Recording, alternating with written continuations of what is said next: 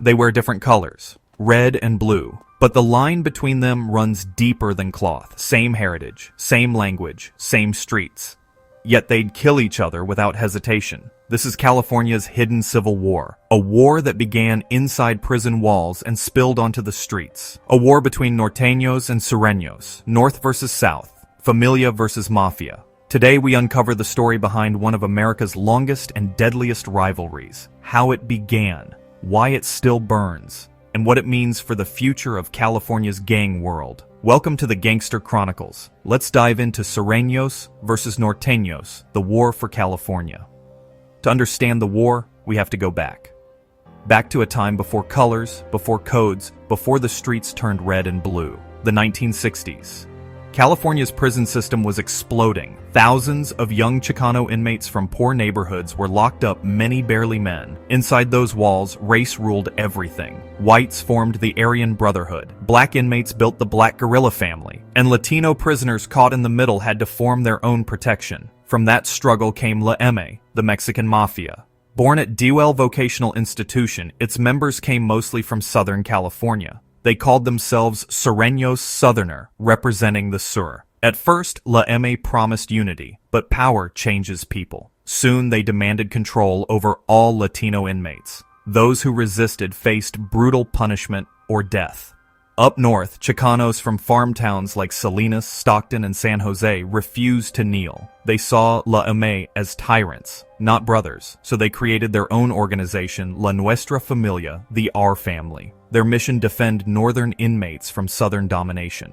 From that moment, the line was drawn. South belonged to the Sureños under Eme. North stood with the Norteños under Nuestra Familia. Two sides of the same coin, now sworn enemies. Chapter 1. How it started. 1968 Soledad Prison. A fight in the yard turns deadly. Eme versus Nuestra Familia. The first blood of the Norteño-Sureño War is spilled. What began as a prison clash soon became a code of life. The Mexican Mafia ran the south. Nuestra Familia ruled the north. Their followers Sureños and Norteños took the fight to the streets. Recap. 1960s prisons created the spark. Mexican Mafia Sureños. Nuestra Familia Norteños. Violence spreads beyond the walls.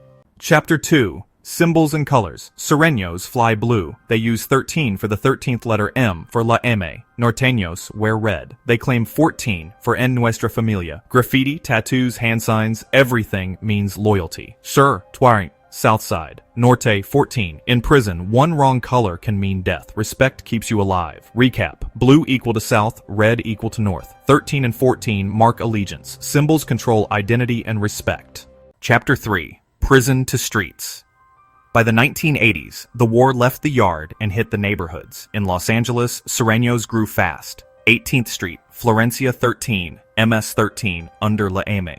In Northern California, Norteño cliques rose in Salinas, Stockton, and San Jose. Every graffiti tag, every color became a challenge. Drive-bys, stabbings, ambushes, daily life for decades. And as members moved to other states, the war spread. Recap. War moves from prison to streets. Sureño gangs dominate SoCal. Norteños defend NorCal. Violence becomes generational. Chapter 4. Nationwide expansion. What started in California didn't stay there. Sureños, linked to the Mexican Mafia and cartels, spread through the southwest Arizona, Nevada, Texas. Norteños moved north Oregon, Washington, even Colorado. By the 2000s, both colors flew nationwide. A California prison feud turned national movement. Recap. Sureños expand through drug networks. Norteños spread through migration. Both gain power beyond California. Rivalry becomes coast to coast. Chapter 5. Control and structure. Sureños follow Eme. Orders come from prison taxes, alliances, hits. Every Sureño set pays tribute. Norteños obey Nuestra Familia, structured like a military generals, captains, soldiers. Every member answers to the Mesa, the ruling council. Two powerful systems. One deadly code: betrayal means death. Recap. Sureños equal to mafia control. Norteños equal to military order. Both tax and control from prison. Loyalty is everything. Chapter 6. Police and community impact. This war changed lives far beyond the gangs. Families torn apart. Kids raised on colors, not choices. Police launched major operations Black Widow, Sudden Impact, hundreds arrested. But violence just evolved. It didn't stop, because you can't arrest poverty, you can't handcuff identity. Still, community groups and former members fight back. Mentorship, education, and hope, the real weapons of peace. Recap: violence impacts families and youth. Police raids can't stop culture. Hope exists through prevention. Change starts inside the community.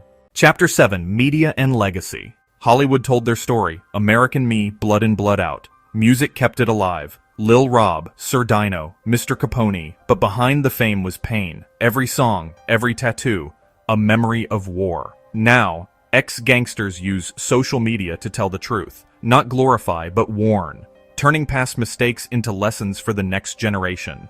Recap: movies and music built myth. Reality was darker. Social media exposes the truth. Redemption replaces reputation. Chapter 8: The Future.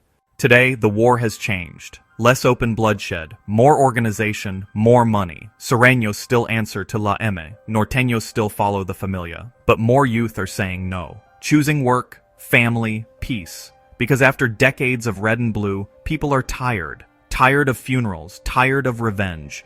The real future? Not Norte, not Sur, just home. Recap: gangs evolve into networks. Some seek peace and reform. The war continues, but hearts change. Hope replaces hate.